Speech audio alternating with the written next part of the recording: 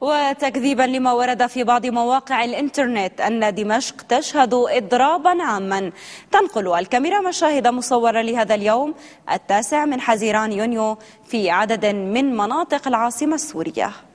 العد أمجاد العرب فوق ترابك يا سوريا. الله يخليك، خليك بالبيت. هي مناشدة أطلقها مشبوهون على موقع الفيسبوك ظنا منهم أنها ستلقى صدى لدى الشارع السوري.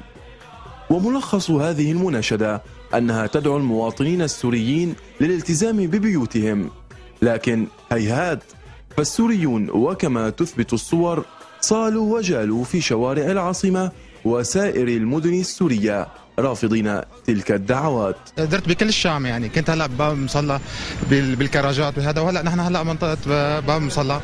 الحياة طبيعية أبدا، وهي الناس قدامكم وحواليكم. اليوم الخميس، بس ما بعرف قد ايه لحظة أشوفكم يعني. اليوم 9 الشهر. كنت هلا بالعباسين وكنت باب توما وكنت بالأمويين، ما في شيء، والحمد لله الشوارع كلها مليانة وبأمان وباطمئنان والحمد لله. واليوم الخميس. لا أضراب شو؟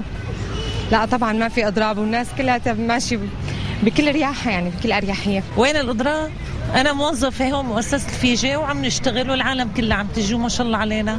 اليوم الخميس 9 الشهر صح، ما في لا اضراب ولا شيء، والحركه جيده وكلياتنا بكره على السيران. اليوم الخميس 9 شهر 9/6/2011 نحن امام طبعا مبنى خدمات كامل الكهرباء والمي. وهلا نزلت انا كنت كمان بالشام، نزلنا لهون. الحقيقه الحمد لله الامور كلها نشاط بشري، بالعكس زايد عن الايام السابقه. حركه عاديه. واليوم طلعت على الزبداني، وصلت مرتي على حدود لبنانيه، رحت زياره عند اختها. ما في شيء طبيعي، ومحلات ما فاتحه عادي، يعني ما في شيء. فتنا بالشام كلها ما في شيء.